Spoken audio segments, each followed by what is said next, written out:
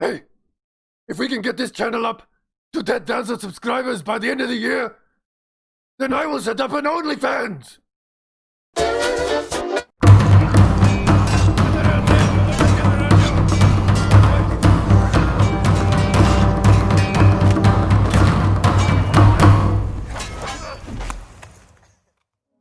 Flurry of blows. Minus any double entendres, because I'm not just going to talk about it, I'm going to demonstrate it.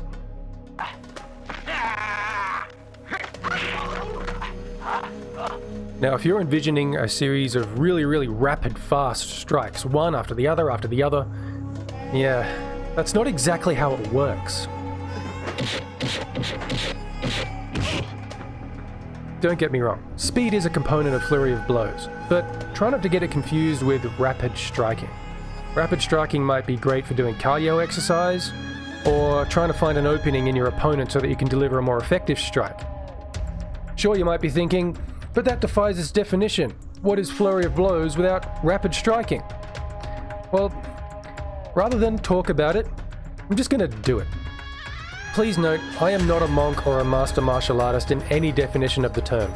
I'm just some guy who's done some training. So it's going to be a very generalized interpretation. And it's my interpretation of what I feel would be a functional expression of Flurry of blows.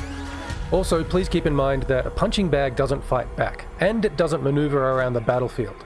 So I'm doing my best to work with a stationary target that's not giving me any kind of reaction. So it's not going to represent a functional fight as such. It's just a demonstration.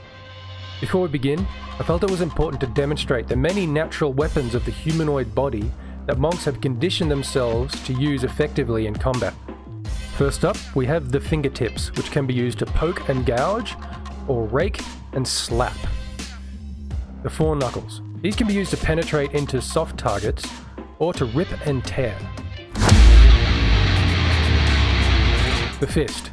This is a really obvious one, but there are many different ways to apply the fist, such as a back fist, a short-range strike, all the way up to a long-range strike. The forearm. Think of this as the body's natural club. It's really good at doing surprise strikes up close, but also shunting away hard targets. The elbow. One of the body's most devastating weapons. It is banned in a number of combat sports for a very good reason. The shoulder. Never underestimate the tactical advantage this weapon can give you in the right circumstances. As for the lower body, we have the knee, the shin, the top of the foot, the tip of the toes,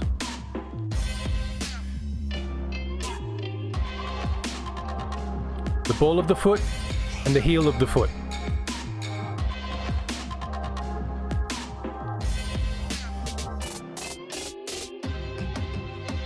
There are, of course, more weapons than this, and different ways of applying them, such as the back of the wrist, or crane beak, eagle claw. There are many others. Also, don't think that every single strike has to be a perfectly effective strike. Most of the time we'll use lighter strikes to open up an opponent's defenses, get them to react in certain ways, leverage them into a more advantageous position, for us to deliver a much more devastating and effective final blow, the finishing move. Finish him! So with all that in mind, let's get into the flurry of blows.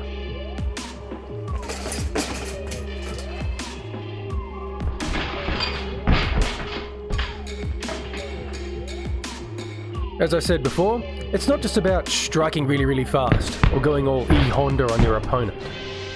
Have you ever heard the phrase, don't work faster, work smarter? The same applies to combat.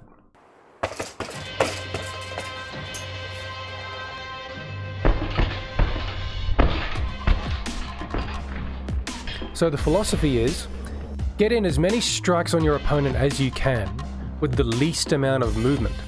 When your strike connects, understand that for every action, there is an equal or opposite reaction, and use that momentum to your advantage to fuel your next strike.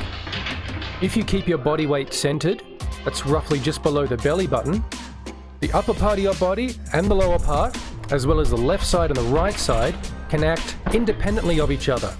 And the momentum of one can fuel the momentum of the other. A bit like a pendulum. Every muscle and tendon in the body is connected, like one great big biomechanical spring. And you can apply force on one corner of the body and extend it all the way to the opposite side. In other words, punch with your feet. Jax wins. The same principles can be applied to weapons. Hello, Kensai monks. And never underestimate the effectiveness of a rolled up cloth belt. Those things can be just as effective as a police baton.